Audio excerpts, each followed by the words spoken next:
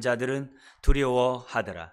이에 다시 12 제자를 데리시고 자기가 당할 일을 말씀하여 이르시되, 보라, 우리가 예루살렘에 올라가노니 인자가 대제사장들과 서기관들에게 넘겨지매 그들이 죽이기로 결의하고 이방인들에게 넘겨주겠고, 그들은 능욕하며 침뱉으며 채찍질하고 죽일 것이나 그는 3일 만에 살아나리라 하시니라.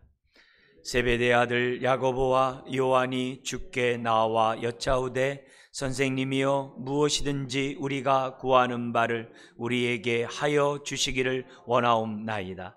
이르시되, 너희에게 무엇을 하여 주기를 원하느냐?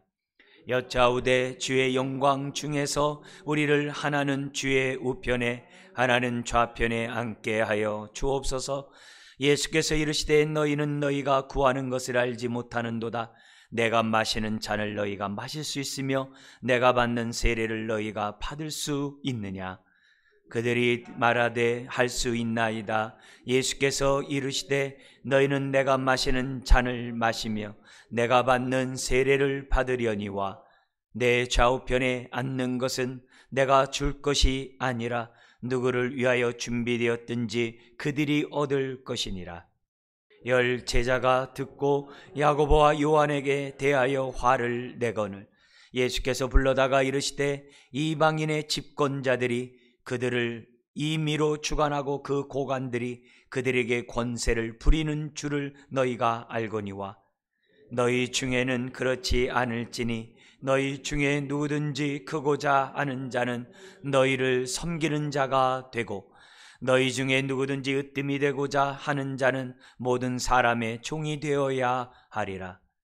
인자가 온 것은 섬김을 받으려 함이 아니라 도리어 섬기려 하고 자기 목숨을 많은 사람의 대속물로 주려 함이니라. 아멘. 우리는 4주간 사복음서를 통해서 성탄의 의미, 성탄이 왜 축복인지를 알고 우리 하나님께 영광과 찬양을 올려드리는 시간을 갖고 있습니다. 오늘은 예수 그리스도의 탄생, 세상을 향한 축복의 시작이라는 주제로 두 번째 시간, 섬김 대속제물, 즉 죽으시기 위해 오신 예수님이라는 그런 주제로 말씀을 나누도록 하겠습니다. 우리가 성탄절을 지내는 것은 이 성탄절이 과거의 사건이 아니라 오늘의 성탄절이 되기 위함입니다. 과거의 성탄이 아니라 오늘의 성탄이 될 때 성탄절의 의미가 우리에게 와닿을 수 있고 또 성탄절의 은혜와 축복, 그 기쁨이 우리에게 주어질 수 있고 우리는 누릴 수 있는 하나님의 자녀가 됩니다. 뿐만 아니라 동시에 성탄의 오늘의 의미를 깨달은 자가 재림의 예수를 사모하며 준비하는 자들이 될 수 있다는 사실을 우리는 잊어서는 안 됩니다. 여러분, 이 성탄의 이 신비는 세상 사람들처럼 비밀로서는 알 수가 있는 것이 아니에요. 세상의 비밀들은 드러나면 다 알아요. 그러나 성탄절이 하나님의 아들 예수 그리스도가 이 땅에 오셨다는 사실이 전파되었음에도 불구하고 모든 사람이 다 알고 믿는 것이 아닙니다. 성탄을 즐거워하고 찬양하고 기뻐하는 게 아니에요. 오직 은혜를 받은 사람만이 성탄의 의미를 알 수 있어요. 그래서 비밀이 아니라 신비예요. 신비예요.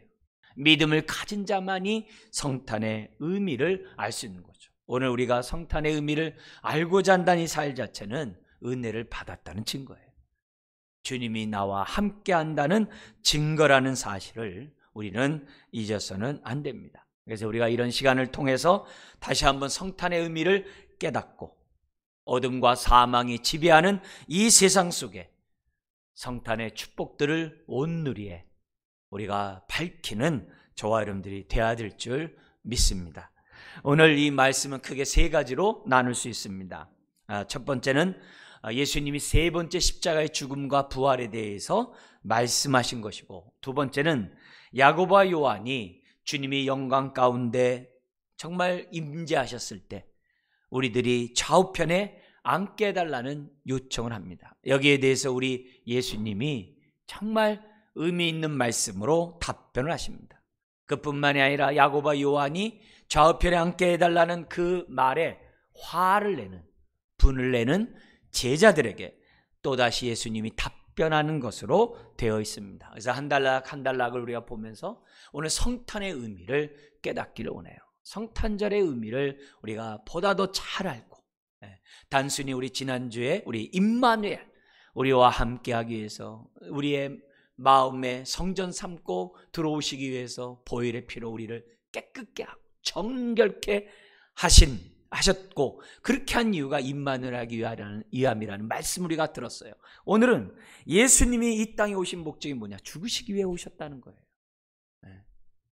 그 말씀 우리가 잘 깨달을 때 진리가 우리를 자유케 할 줄 믿습니다. 먼저 우리 32절 34절 첫 번째 단락을 보면은 세 번째 십자가의 죽음과 부활에 관한 말씀을 하십니다. 32절 우리 한번 읽겠습니다.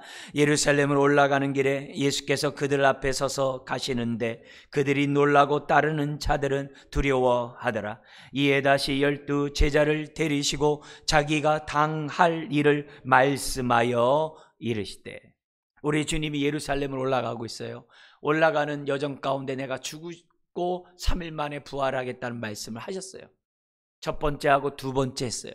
그런데도 불구하고 제자들은 깨닫지를 못해요. 그래서 우리 주님은 오늘 세 번째 죽으시고 부활에 대한 그 메시지를 이렇게 하십니다. 그런데 죽으심과 부활을 말씀하셨을 때 그 말씀을 듣고 있는 제자들의 상태가 어땠느냐? 오늘 본문에 보니까는 놀라고 두려워했다 그래요. 예수님을 따라가면서, 앞서 행하시는 주님을 따라가면서 제자들은 놀라고 두려워하는 마음으로 따라가고 있었다는 거예요. 그런 자들에게 우리 주님이 또다시 죽으시고 그리고 3일 만에 다시 살아날 것이라는 말씀을 하셨다는 거예요. 왜 제자들이 놀라고 두려워했을까요?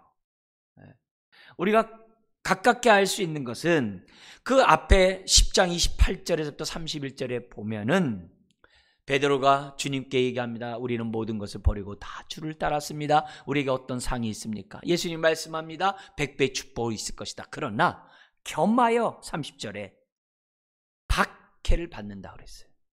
박해를 겸하여 반드시 받는 거예요. 축복 속에는 항상 박해가 있어요. 왜요? 그래야 겸손하거든요. 그래야 겸손하고요. 그래야 복의 통로가 되거든요. 그래서 박해를 받는다는 그 말씀 앞에 제자들이 움찔한 거죠. 놀라는 거죠. 두려운 거죠. 우리들에게 이런 박해가 남아있다더니, 예수님이 예루살렘에 올라가면은 로마를 정복하고 이 이스라엘이 열방의 군주가 돼가지고 조공을 받고, 그 이사야나 선지자의 예언이 나오거든요. 그래서 으뜸되는 국가가 되고 세상의 영광을 다 누릴 것 같았는데 박해가 남아있다고 하니 이게 쉬운 부분이 아니거든요. 그래서 그 말씀과 함께 동시에 우리가 추측할 수 있는 것은 앞에서 첫 번째, 두 번째 예수님이 하셨던 죽으시고 부활하시겠다라고 하는 그 말씀이 불현듯 떠올라가지고 제자들이 놀라고 두려워할 수도 있습니다. 이런 자들에게 우리 주님이 33절 34절 세 번째 죽으시고 부활에 대한 말씀을 하세요. 우리 주님은 놀라고 두려워하는 그런 자들에게 아주 일관되게 내가 이 땅에 온 목적이 뭐냐? 명확하게 얘기합니다. 나는 핍박받고 죽기 위하여 왔노라고. 오늘 이 33절에서 34절 말씀이 이렇게 되어 있어요. 오늘 이 말씀 우리가 읽을 때에는 그냥 어떤 사건이 강조가 돼요. 예를 들면 예수님 보라 우리가 예루살렘에 올라가노니 인자가 제사장들과 서기관들에게 넘겨짐에 그들이 죽이기로 결의하고 이방인들에게 넘겨주겠고 그들은 능욕하며 침뱉으며 채찍질하고 죽일 것이나 그는 3일 만에 살아나리라. 여러분 우리가 읽을 때 보면 어떤 사건들이 자꾸 강조돼요. 예루살렘 대제사장과 서기관 넘겨지고 이렇게 예수님이 부각되기보다는 예수님을 박해하는 자들이 이렇게 부각이 됩니다. 근데 원문에서는 그것이 부각되는 것이 아니라 예수님이 부각이 돼요. 우리 성경에는 5번이나 생략된 단어가 있어요. 똑같은 단어가 5번이나 생략이 됐어요. 그게 뭐냐면 예수님을 지칭하는 그를이라는 단어예요. 그를, 예수님을 강조하는 그 단어가 다 빼버렸어요. 제가 다시 한번 읽어드릴 테니까 성경을 보시면서 어떻게 원문이 되어 있나 한번 보세요. 거기 보면 뭐라 되면, 인자가 대제사장들과 선지관들에게 넘겨짐에 그들이 그를 죽이기로 결의하고 그를 이방인들에게 넘겨주겠고 그들은 그를 능욕하며 그를 침뱉으며 그를 채찍질하고 죽일 것이나 그는, 이 강조점이에요, 그는 3일 만에 살아나리라. 사실 이 문장에서 우리 주님이 힘줘서 말한 부분은 뭐냐면, 그는 3일 만에 살아나겠다는 거예요. 박해를 받자 놀라고 두려워하는 제자들에게 놀라고 두려워하지 말라 이게요. 죽음이 끝이 아니라 부활이 있다는 거예요. 그 얘기를 지금 강조하는 거예요. 근데 제자들에겐 들리지가 않아요. 3일 만에. 예수님이 정말 이렇게 핍박받고 정말 십자가에 죽으신다고 하는 그 모습만 귀에 들릴 뿐이지 예수님의 부활은 들리지도 않아요. 들리지가 않아요. 들을 귀가 없는 거예요. 그걸 들을 수 있는 마음밭이 없는 거예요. 그러나 그럼에도 불구하고 우리 예수님께서는 그들에게 죽으시고 부활할 것이라고 하는 그 메시지를 갖다가 제자들에게 그대로 가감없이 전하는 거예요. 여러분, 목회자로서 목회자는 성도들에게 말을 할 때 말을 다 하지 못할 때가 참 많아요. 왜냐하면 받을 마음이 안 되고 들을 귀가 안 되고 또 감당할 수 없으면 말을 갖다 멈추게 돼요. 절제하게 돼요. 근데 예수님은 놀라고 두려운 자들에게 그냥 있는 그대로 딱 선포를 해요. 왜 그럴까? 왜 그럴까? 다른 게 아니죠. 3번씩이나 말을 해도 알아듣지 못하기 때문에 깨닫도록 하기 위해서. 우리 주님은 반복적으로 제자들에게 말해요. 그러나 이것만 있는 것이 아니에요. 앞으로 내가 예루살렘에 올라가면 정말 죽으실 터인데 그때 놀라지 말고, 내가 이렇게 말하고 있으니까 이 말대로 예수님이 십자가에 죽었다는 사실을 너희들이 깨닫고 그것 때문에 다시금 뭐예요? 놀라거나 두려워하지 말고 내가 3일 만에 다시 살아날 것이라는 그 말씀을 기억하고 그들이 믿음 안에 굳건히 서게 하도록 하고자 하는 그 뜻이 있어서 주님은 반복적으로 얘기하는 거예요. 비록 제자들이 받아들일 수 없는 마음이에요. 들을 귀가 없어요. 이미 세상의 가치관으로, 세상의 고정관념으로 꽉 차 있어요. 이미 그들의 생각이 세속적인 생각으로 가득 차 있어요. 예수님을 통하여 정치적으로 이스라엘 로마로부터 독립하고 정치적으로 세상을 정복할 것이라는 세속적인 생각으로 가득 차 있지만, 그런 자들에게 우리 주님은 마음의 준비를 하라고, 깨달으라고 3번씩이나 하는 거예요. 그런데 제자들은 죽으심을 들으려고 하지도 않고 애써 외면하려고 하는 그런 제자들의 모습을 보게 돼요. 이게 인간이에요. 신앙생활 하면서요, 고난이나 어려움이나 핍박 얘기는 안 듣고 싶어요. 목사인 저도요, 그런 설교 안 하고 싶어요. 좋은 말만 하고 싶어요. 위로의 말만 하고 싶어요. 잘 되리라는 축복만 그냥 막 하고 싶어요. 그러나 그렇게 했다면 다 망하는 거예요. 저나 여러분 모두가. 우리는 이런 모습, 이런 말씀들을 들을 수 있는 마음밭이 돼야 돼요. 이걸 들을 수 있는 귀가 있어야 돼요.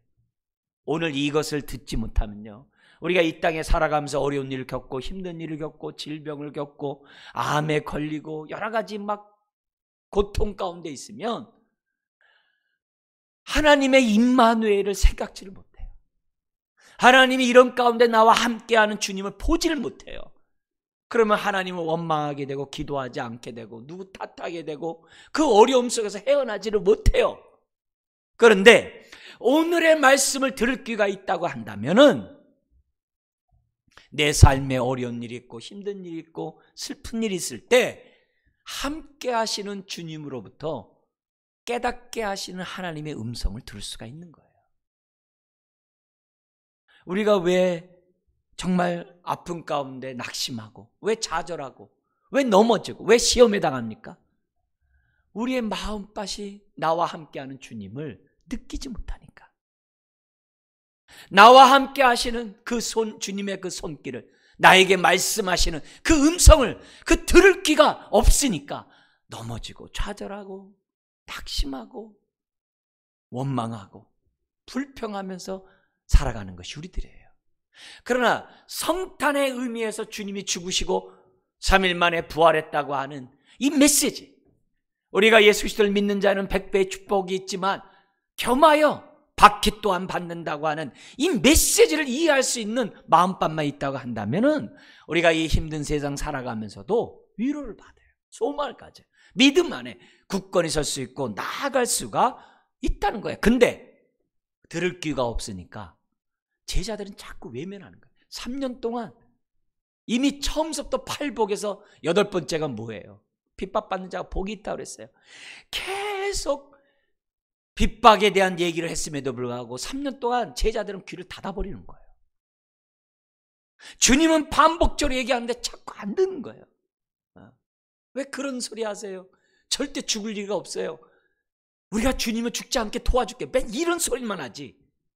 제자들은 하나님의 음성을 들을 수 있는 마음의 태도들이 3년이 됐음에도 없다는 거예요. 그러나 그럼에도 불구하고 우리 주님은 내가 핍박을 당하고 그러나 3일 만에 살아나리라. 여러분, 힘들고 어려울 때마다 고통스러운 현실만 보지 말고 3일 만에 살아나신 주님을 바라보시기를 주 여러분 축원합니다. 그러면서 두 번째 단락이 이어져요. 그렇게 했음에도 불구하고 깨닫지 못하는 대표적인 그 야고보와 요한이 등장을 합니다. 주님이 그렇게 말씀했음에도 불구하고 도대체 깨닫지 못하는 야고보와 요한. 그래도 야고보와 요한은 누굽니까? 12 제자 중에 제자들이에요.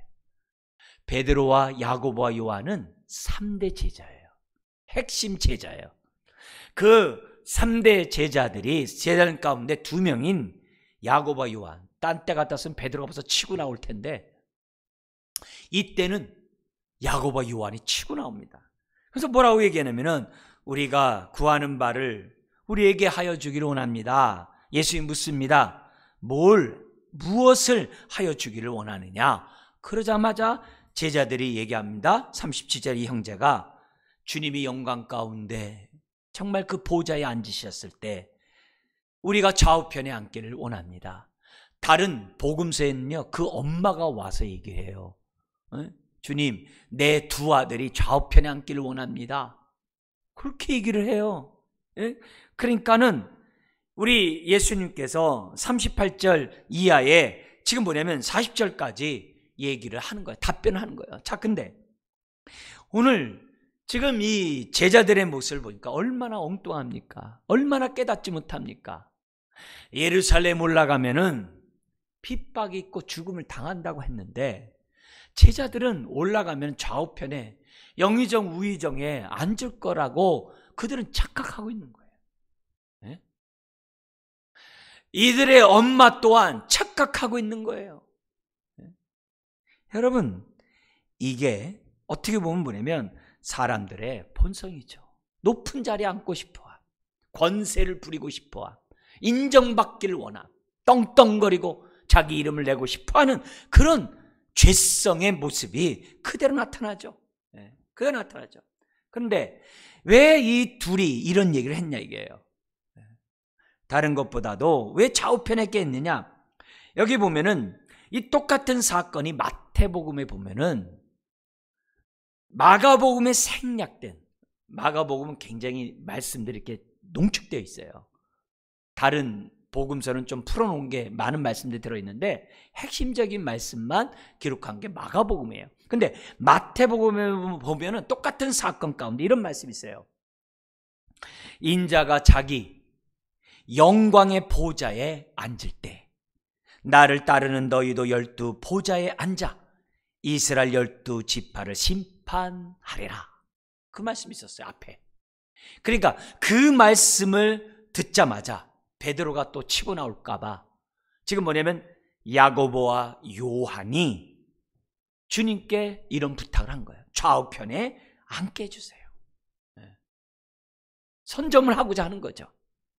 그러자 우리 주님이 뜻밖의 대답을 해요. 근데 사실은 뜻밖의 대답이 아니에요. 일관성 있는, 그동안에 죽으시고 부활하신 그 메시지를 전했던 얘기를 또다시 반복적으로 제자들에게 박해와 죽음에 대한 그 메시지를 전합니다. 그래서 뭐라고 얘기하냐면 38절 우리 한번 읽겠습니다.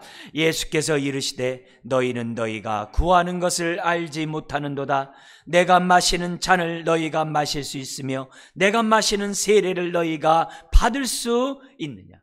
정말 너무나도 정말 뜻밖의 질문을 제자들에게 합니다. 제자에게. 그러니까 39절 할 수 있습니다. 그래요. 거기에 대해서 우리 주님이 또다시 반복적으로 얘기합니다. 뭐냐? 너희는 내가 마시는 잔을 마실 것이고 내가 받는 세례를 받을 것이다. 그렇게 답변을 딱 하십니다. 그런데 40절에 이렇게 얘기를 해요. 내 좌우편에 앉는 것은 내가 줄 것이 아니라 누구를 위하여 준비되었든지 그들이 얻을 것이니라. 이 말은 하나님의 주권이라는 거예요. 그리고 여기 준비되어 있다는 이런 이 메시지는 뭐냐면은 하나님이 완료 수동으로 돼 있어요. 이미 하나님이 예비하셨다는 거예요. 좌우편에 앉는 것은 예수님이 하는 것이 아니라 이미 만세전부터 하나님께서 이미 딱 정해놓으셨다는 거예요. 좌우편에 앉을 자를 앉게 하자 정해놓을 뿐만 아니라 그 자리에 앉을 수 있도록 은혜까지 다 주신다는 내용이 그 본문의 말씀이에요. 이거는 하나님의 주권이라는 거예요. 그런데 야고보와 요한 너희들이 좌우편에 앉을 것이다. 그렇게 우리 주님이 말씀해요. 여러분, 이 말씀 속에서 우리 주님이 이렇게 얘기해요. 의미심장한 얘기를 하는 거예요. 여러분, 지금 이 모습 속에서 제자들은 여전히 어떻게 돼요? 주님이 죽으시고 부활한다는 그 메시지 했음에도 불구하고 알아듣지를 못해요. 예루살렘에 올라가서 너희들이 좌우편에 앉게 되겠다. 그런 자들에게 주님이 너희가 내가 마시는 잔을 마실 것이고 내가 받는 세례를 받을 것이라고 얘기했음에도 불구하고 그 소리가 안 들려. 그리고 그들은 무슨 얘기를 하냐면 41절에 있는 것처럼 화를 내는 거예요. 내가 먼저 얘기할 건데 네가 나서가지고서 그렇게 얘기하더니. 제자들이 화를 내는 거예요. 주님은 의미심장한 메시지를 전하고 있는데 제자들은 왜 화를 내요? 그들도 그 자리에 앉고 싶다는 거예요. 더구나 엄마까지 동원해가지고 그 자리에 앉겠다라고 정치를 하니 다른 10명의 제자가 지금 뭐예요? 화를 내는 거예요. 그러나 이것이 인간의 본성이죠. 어떻게 보면 야고보 요한이 순진하니까 사람들 앞에서 속내를 드러낸 거죠. 그러나 이 드러내는 이 모습 속에서 인간의 본성인 저와 여러분들을 봐야 돼요. 저나 여러분 모두도 그 자리에 앉고 싶어요.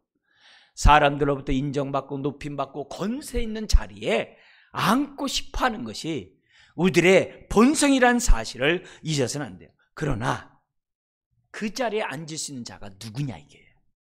우리 주님이 분명히 답변하셨어요. 뭐라 그래요?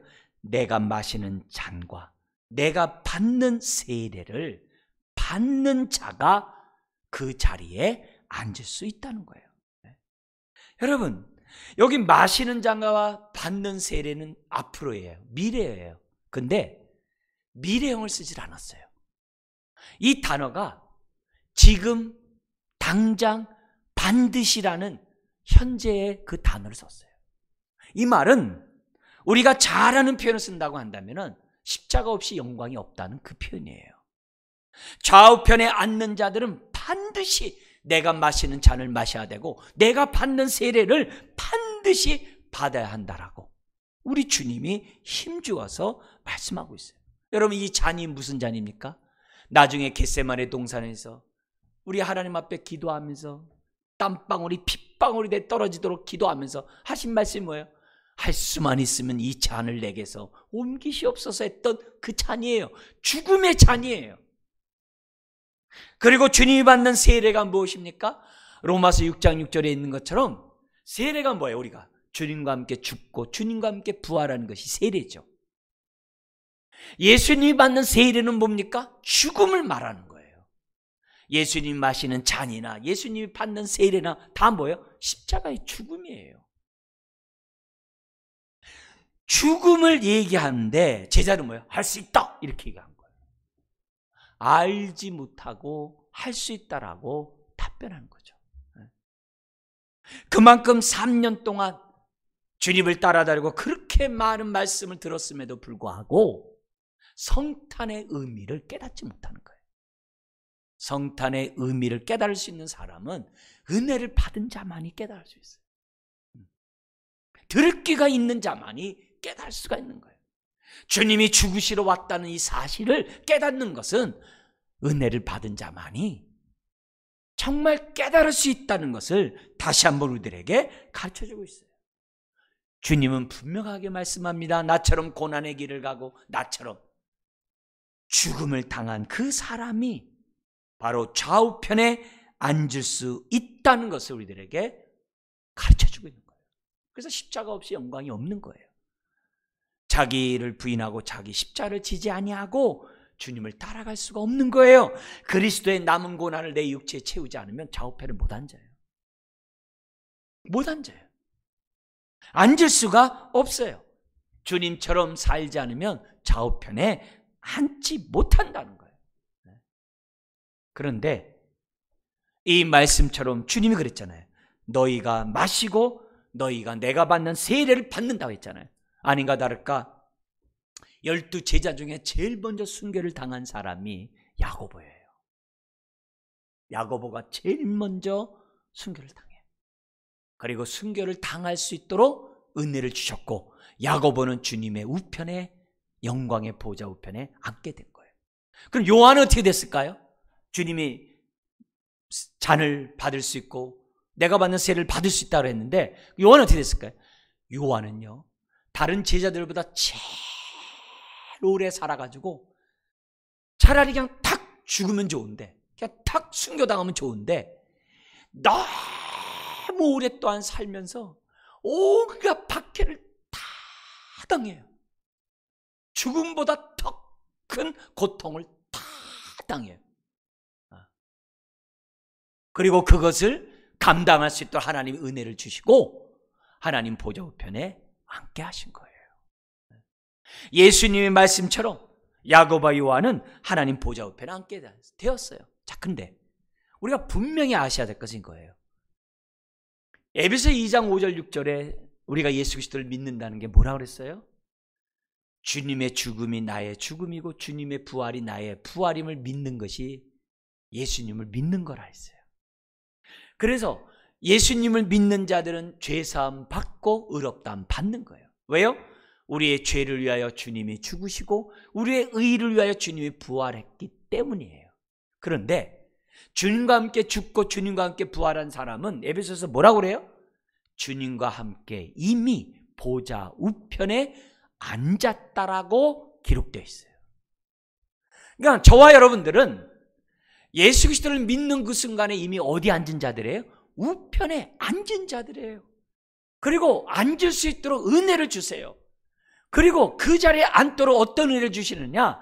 주님과 함께 주님이 마신 잔을 마시게 하고 주님이 받은 세례를 받을 수 있는 은혜와 능력을 주셔서 하나님이 정해놓은 그 우편에 저와 여러분들 또한 앉도록 하나님이 역사하신다는 거예요. 그게 오늘 말씀이에요. 여러분, 우리가 이 땅에 있지만 우리는 하나님 보좌 우편에 앉은 자로서 사는 거예요.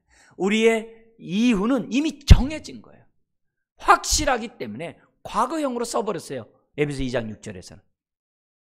자, 그러기 때문에 오늘 그러면 보좌 우편에 이미 앉은 저와 여러분들은 오늘 어떻게 살아야 되는가? 성탄의 의미를 깨달은 자가 오늘의 삶을 살 수 있어요. 그게 바로 뭡니까? 어떻게 사느냐가 바로 42절, 45절에 나오는 메시지예요. 주님이 마시는 잔을 마시고 주님이 받는 세례를 받는 그 삶은 어떤 삶이냐? 그게 42절, 45절이에요. 그래서 자연스럽게 세 번째 단락으로 넘어가게 됩니다. 야고보와 요한이 좌우편에 앉게 한다는 그 말에 화를 냅니다. 열제자 역시 들을 귀가 없는 거예요. 열제자 역시 주님의 죽으심에 대해서는 애써 외면합니다. 오히려 선점한 야고보와 요한에 대해서 화를 내는 것이 10명의 제자예요. 그러니까 다 똑같은 거예요. 똑같다는 얘기는 뭐예요? 우리들의 본성을 보라는 얘기예요. 저와 여러분들도 똑같아요. 완장차기 좋아하고요, 으뜸되기를 좋아하고요, 권세 부리기를 좋아하고요, 인정받기를 좋아하고요, 자기 주장을 좋아하는 게 우리들의 옛사람이요, 본성이에요. 제자들이나 나나 우리들이나 다를 바가 없는 거예요.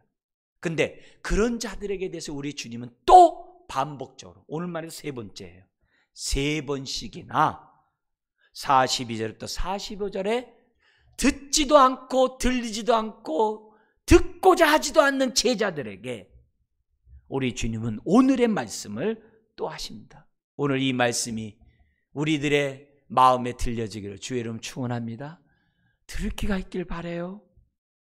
화를 내는 그런 제자들에게 이제는 불러다가 말합니다. 뭐라고 말하냐면 이렇게 얘기를 해요. 이방인의 집권자들이 그들의 임의로 주관하고 그 고관들이 그들에게 권세를 부리는 줄 너희가 알거니와. 지금 뭐래요? 아니까 좌우편에 앉게 해달랐다 이 말이에요. 제자들의 본심을 아는 거예요. 하늘의 영광의 보좌가 아니라 이 땅의 보좌에 앉고 싶어하는 그런 욕심이 있는 것 주님이 아시고 지금 얘기하는 거예요. 너희가 알거니와. 너희가 알거니와. 지금 제자들이 세상의 권세자들 다 뭐예요? 부러워하고 있다는 거예요. 헤롯왕 욕하면서도 부러워하고 있는 거예요. 그 자리에 내가 앉고 싶다는 거예요. 세상 영광 누리고 싶다는 거예요. 부럽다는 거예요. 그걸 뭐예요? 주님이 안다는 거예요. 그런데 거기 나오는 그 부리는 그런 부분 있잖아요. 권세를 부리는 줄을 너희가 아니. 그 부리는 이란 이 단어가 우리 말 자체도 부정적이지만 실질적인 그 말은 더 부정적이에요.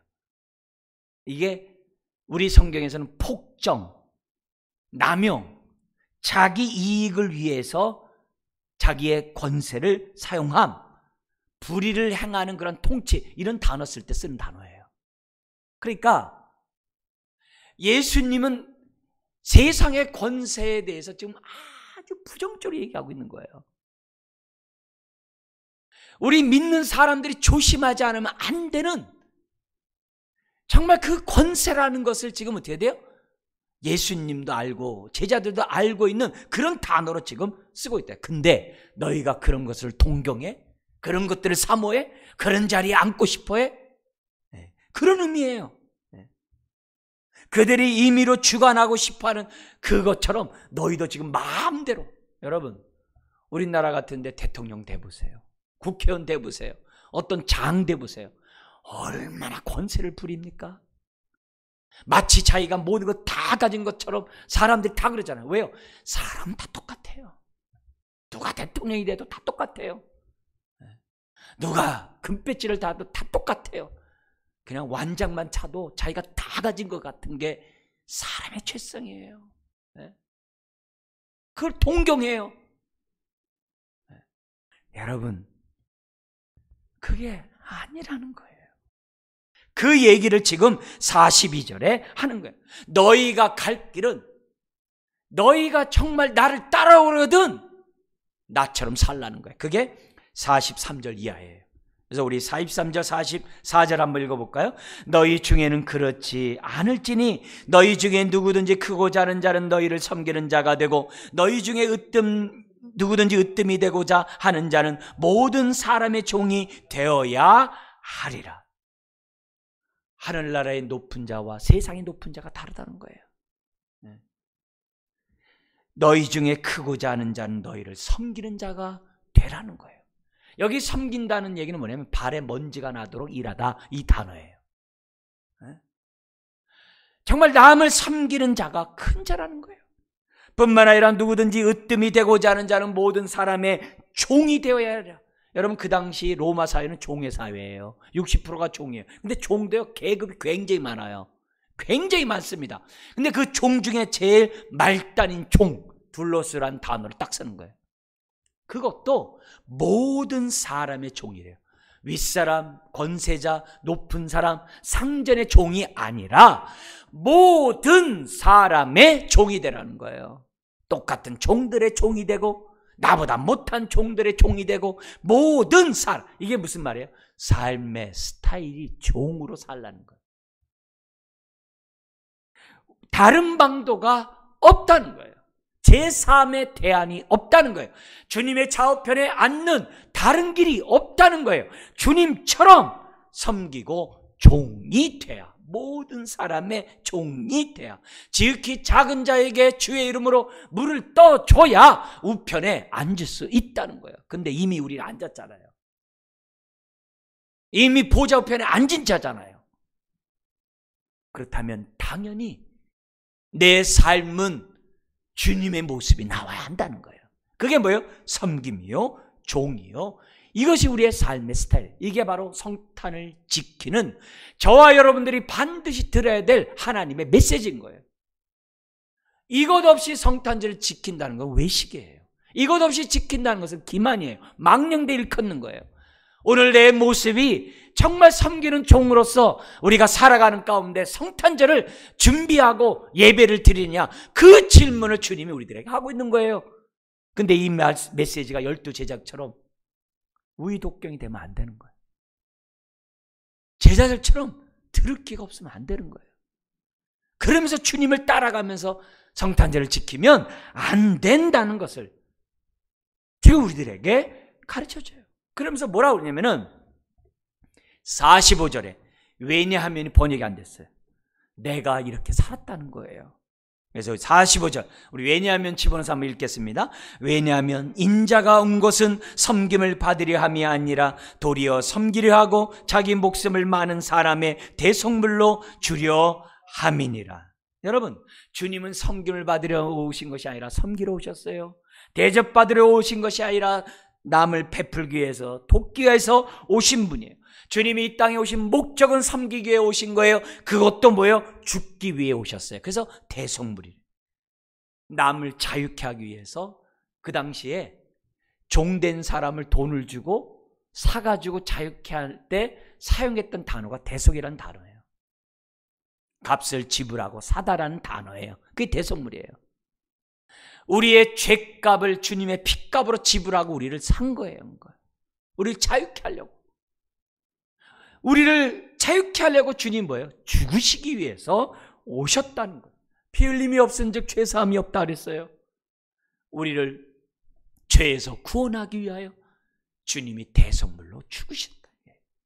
그것 때문에 주님이 오셨다는 거예요. 아니, 살기 위해서 사람이 오는 거지 죽기 위해서 옵니까? 주님은 죽기 위하여 오셨다는 거예요. 내가 죽기 위해서 왔을 뿐만이 아니라 또 어떻게 돼요? 내가 섬김의 삶을 그동안 살았다는 거예요. 바로 그것을 너희들이 본받고, 그런 자가 좌우편에 앉는 자고, 그런 자가 지금 어떻게 돼요? 큰 자요 으뜸된 자라는 거예요. 하나님 앞에서. 하나님 앞에서 그가 큰 자요 으뜸자. 근데 제자들은 뭐예요? 하나님 앞에 큰 자요 으뜸자는 관심이 없어요. 이 세상에서 큰 자가 되고 으뜸자가 되고 떵떵거리고 자기 권세를 막 부리고 싶은 것이 12 제자예요. 3년 동안 교육받은. 오늘 그들의 모습이 우리들의 모습이 되지 않도록 저와 여러분들은 정말 조심해야 돼요. 네? 조심해야 돼요. 여러분, 베드로가 나설 때가 보통인데 야고보 요한이 나선 거예요. 아마 이 야고보와 요한은 2인자에 대한 핸디캡이 있었던 것 같아요. 왜요?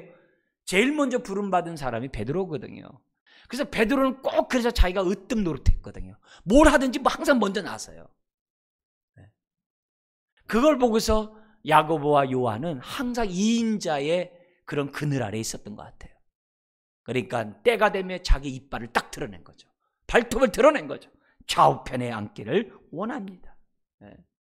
자기가 구하는 게 무슨 의미인지도 모르면서 기도를 해요. 사랑하는 성도 여러분, 오늘 주님이 우리들에게 묻습니다. 너는 내가 마시는 잔을 마실 수 있느냐? 내가 받는 세례를 너는 받을 수 있느냐? 여러분, 다른 길은 없어요. 오직 이 길밖에 없습니다. 우리는 이미 주님을 믿는 자들이에요. 또 믿고 있다면 이미 보좌 우편에 앉은 자들이에요. 그러면 오늘 우리들의 이 삶은 다른 삶이 없어요.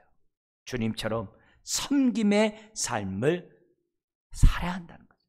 성탄절을 맞이해서 오늘 우리가 기쁨으로 주님을 맞이하려면 섬김의 삶 없이 기쁨을 맞이할 수 없어요. 섬김의 삶을 살아야지만이 성탄절이 될 수 있어요.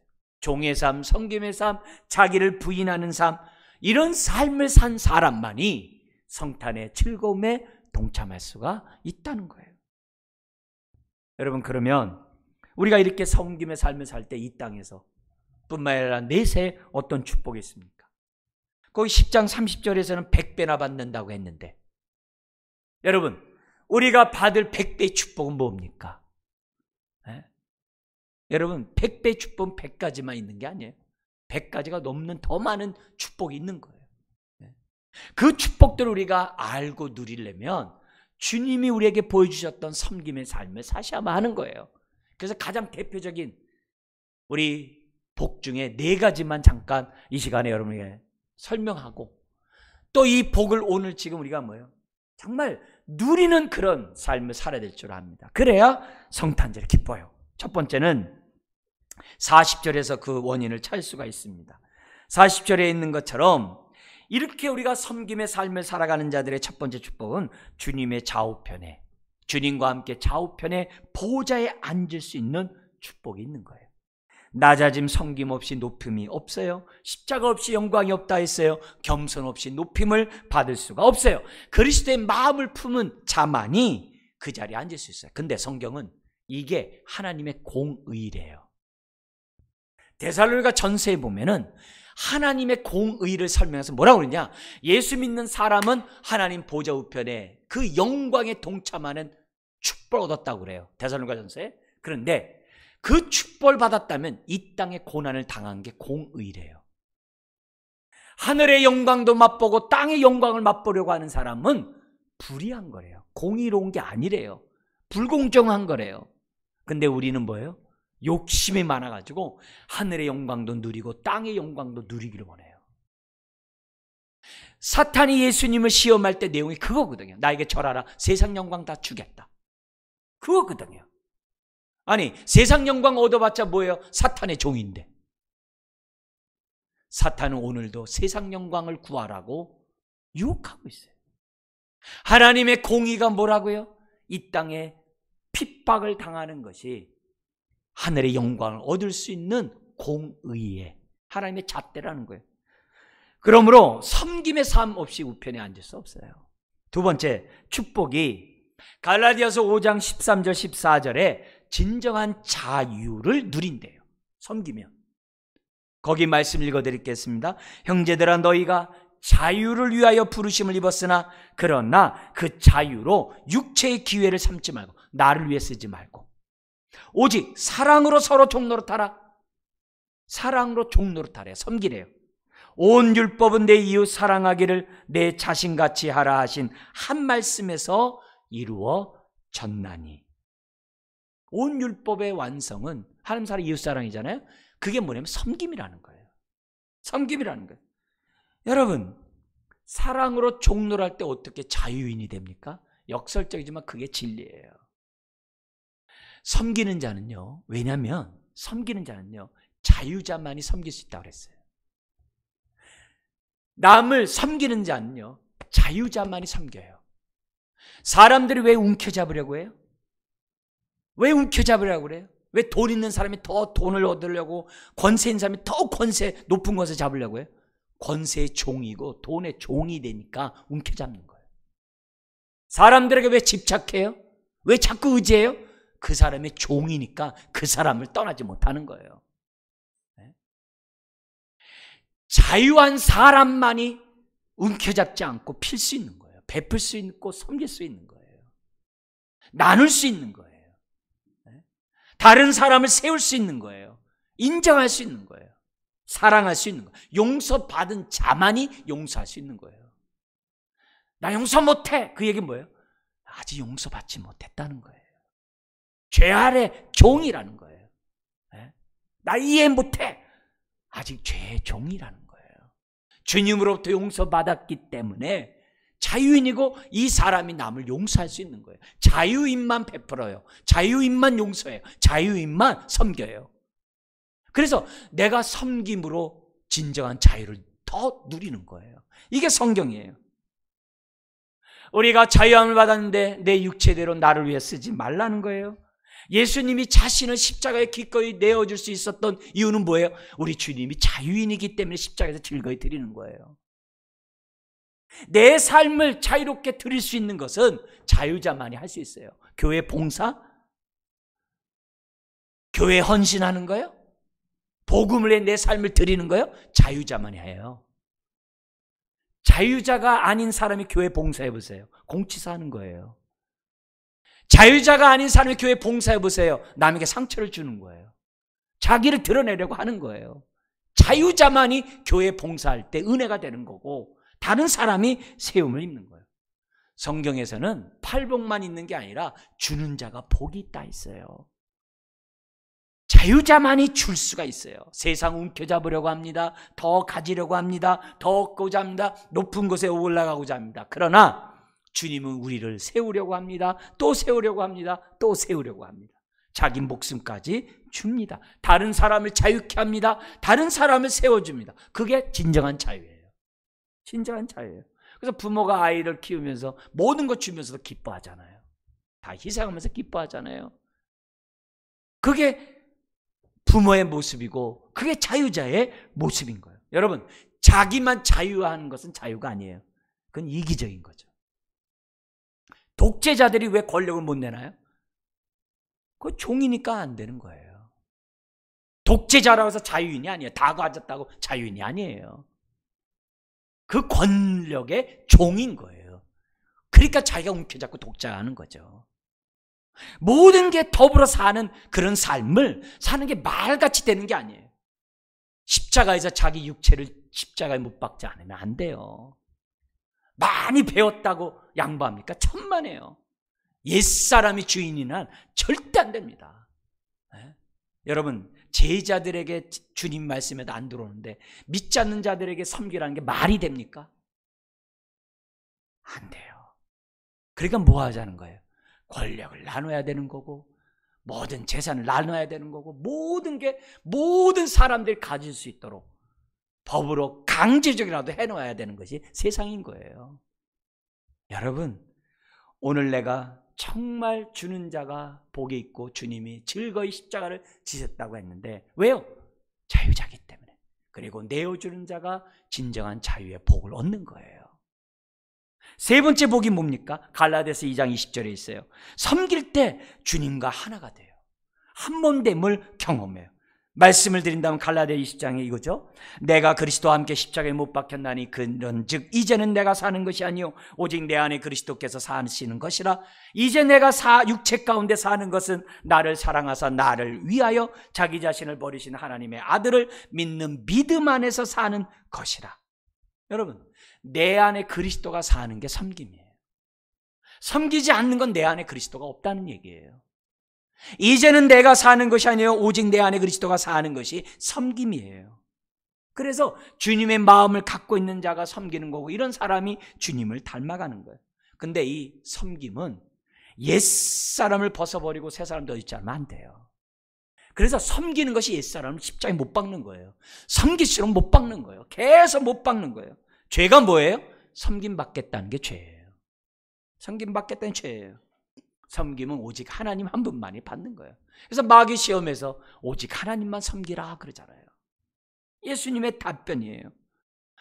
바울도 그랬어요. 예수님의 주되심만 전하면 안 됩니다. 여러분의 종됨 또한 전하셔야 됩니다. 여러분이 섬김과 함께 복음을 전해야 됩니다. 그 얘기인 거예요. 섬기지 않고는 주님이 내 안에서 살아있다라고 말할 수 없어요. 그러나 섬기면 주님이 내 안에 있음을 경험하게 되는 거예요. 그러면 어떻게 돼요? 나는 그만큼 주님과 하나가 되는 거예요. 한 몸이 되는 거예요. 그럼 됐잖아요. 주님이 나와 함께하는 거 아멘 하면 정말 된 거 아니겠어요? 다 모든 복이 주님 안에 있는데. 마지막 네 번째가 뭡니까? 로마서 15장 1절 3절이에요. 삶의 예배를 온전히 드릴 수 있어요. 삶의 예배 꽃이 섬김이래요. 읽어드리겠습니다. 믿음이 강한 우리는 마땅히 믿음이 약한 자의 약점을 담당하고 자기를 기쁘게 하지 아니할 것이라. 우리 각 사람이 이웃을 기쁘게 하되 선을 이루고 덕을 세우도록 할지니라. 그리스도께서 또 자기를 기쁘게 하지 아니하셨나니. 예배의 하이라이트가 15장에 있잖아요. 그게 뭐예요? 섬김이에요. 약한 자의 약점을 감당하는 거, 그런 섬김. 이웃을 기쁘게 하는 그런 섬김. 이웃의 덕을 세우는 그런 섬김. 여러분, 그래서 우리는 자기 주장하지 않음으로 섬길 수 있고요, 남을 인정함으로 섬길 수 있고요, 약한 자의 약점을 갖다가 내가 품어줌으로 섬길 수 있고요, 받은 은사의 직분에 따라 섬길 수 있고요, 용서함으로, 이해함으로, 용납함으로 섬길 수 있고요, 다양하게 섬길 수 있어요. 자기를 기쁘게 하지 아니함으로 섬길 수 있고요. 우리는 다양한 방법으로 섬겨야 돼요. 여러분, 인자가 온 것은 섬김을 받으려 함이 아니라 도리어 섬기려 하고 자기 목숨을 많은 사람의 대속물로 주려 함이니라 했어요. 성탄의 우리 두 번째 의미, 주님은 죽기 위해서 오셨어요. 저와 여러분들을 위해. 그래서 저와 여러분들을 자유케 하기 위해서 주님은 죽으셨어요. 그리고 우리 주님은 그것으로 끝나는 게 아니라 우리의 마음을 보혈로 깨끗하게 씻어서 성전이 되게 하셨어요. 그리고 우리 안에 들어오셨어요. 그게 성탄이에요. 그게 오늘의 성탄이에요. 주님이 내 안에 들어오시는 것이 오늘의 성탄이에요. 이런 자들은 주님처럼 섬김의 삶을 살도록 내 안에 역사하세요. 오늘 섬김으로 성탄의 의미를 깨닫고 섬김으로 성탄절을 성탄절 되게 하는 저와 여러분 되시기를 주의 이름으로 축원합니다. 기도하겠습니다. 하나님 아버지, 예수님을 통하여 죄와 사망의 권세에서 자유를 받은 우리들, 우리가 받은 이 자유를 섬김을 통해 증명하게 하여 주옵소서. 섬기지 아니하고 어떻게 성탄절의 기쁨에 동참할 수 있겠습니까? 보좌 우편에 앉은 자로서 이 땅에 섬김의 삶은 자연스럽고 당연함을 우리가 압니다. 주여, 은혜를 더하여 주셔서 주님이 마신 잔을 마시며 주님이 받은 세례를 받는 주의 자녀 다 되게 하여 주옵소서. 예수님의 이름으로 기도드리옵나이다. 아멘.